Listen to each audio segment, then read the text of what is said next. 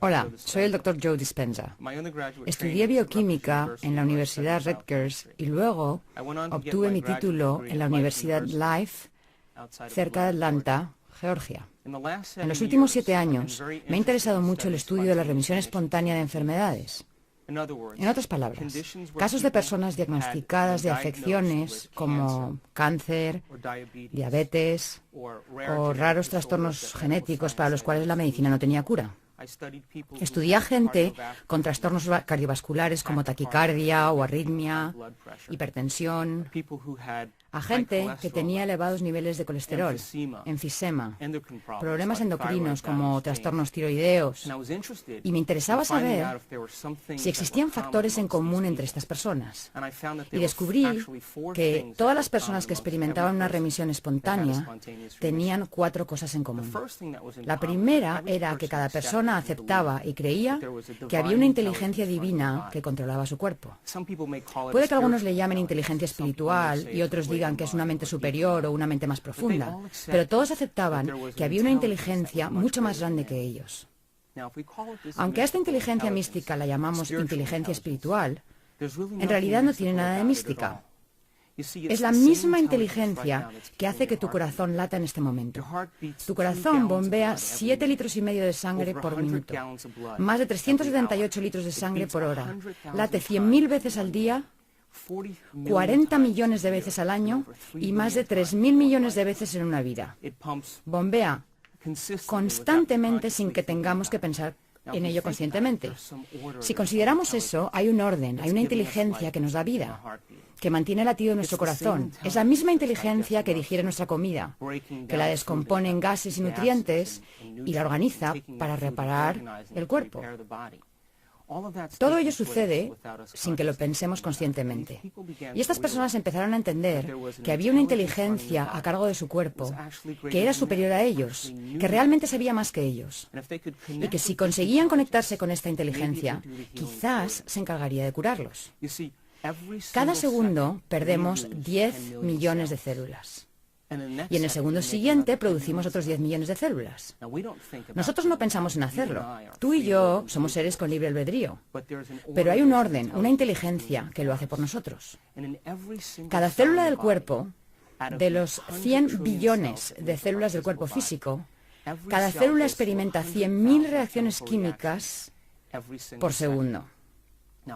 Si eso lo multiplicamos por los 10 billones de células, podemos ver que hay cierta inteligencia que nos da constantemente vida. Ahora, lo interesante de esta inteligencia es que tiene una voluntad independiente de nuestra voluntad. Nos da vida constante y sistemáticamente. Su voluntad trasciende nuestra voluntad. Su mente trasciende nuestra mente. Y mantiene un orden en el cuerpo físico. Un ejemplo serían las enzimas activas en el ADN de las células. Hay 3.200 millones de ácidos nucleicos en los genes de una célula. Esta inteligencia envía proteínas a lo largo de los ácidos nucleicos y corrige las mutaciones para que no nos descompongamos. Si pensamos en esto, esta inteligencia nos da vida constantemente. Y estas personas dijeron, cabalgo en la espalda de un gigante, y si puedo aprender a conectarme con esta inteligencia, ella me sanará. Eso es lo primero que aceptaron todos.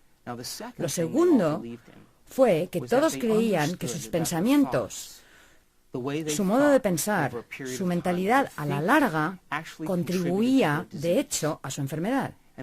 Y dijeron, si mis pensamientos contribuyen a mi enfermedad, tal vez deba cambiar el modo de pensar que tuve estos últimos años.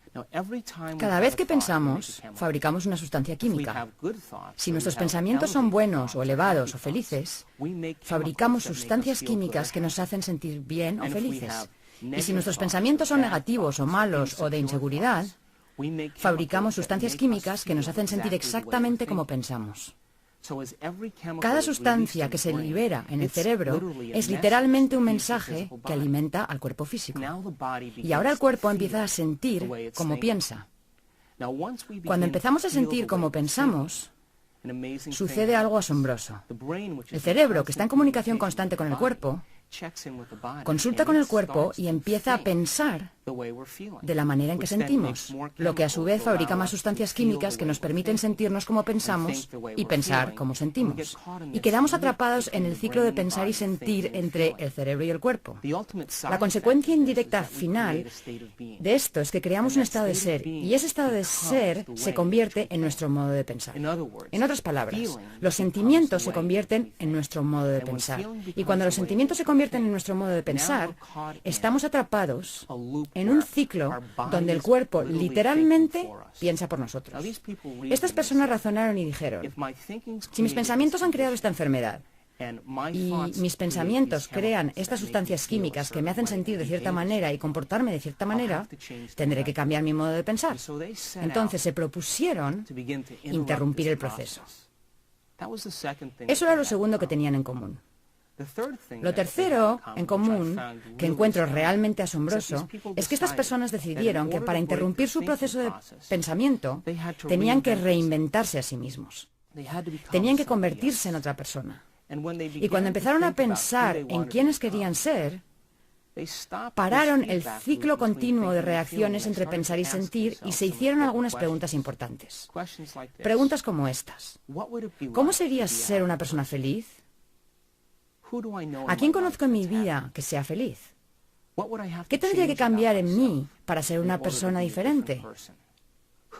¿A quién de la antigüedad admiro, que haya sido magnífico, que yo haya estudiado, cuyas habilidades y virtudes pudiera aplicar para empezar a formular un nuevo ideal de mí mismo o de mí misma? Estas personas se pusieron a contemplar los supuestos, las posibilidades, los potenciales de quienes querían llegar a ser. Y a medida que lo hacían, su cerebro empezó a cambiar. Empezaron a pensar de otro modo. Y el proceso de pensamiento empezó a formar conexiones en su cerebro que se convirtieron en una plataforma para su modo de ser.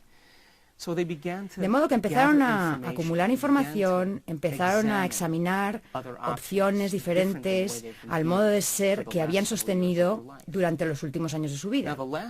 Lo último que tenían en común, la cuarta cosa, es que cuando estas personas se reinventaron a sí mismas, pasaban largos ratos sin tener noción del tiempo y del espacio. En otras palabras, se hallaban tan absortas en lo que estaban pensando, tan sumidas en su metamorfosis, que cuando abrían los ojos, o encendían la luz de la habitación, o se destapaban los ojos, les había parecido 5 minutos, pero había pasado 1 hora y media o 2 horas. Y se habían sumido tanto en lo que pensaban que perdieron la noción del tiempo y del espacio. Perdieron la noción de las reacciones continuas que se dan entre el cuerpo y el cerebro. Perdieron la noción de la respuesta que el cerebro recibe siempre de su entorno. Y perdieron la noción del tiempo.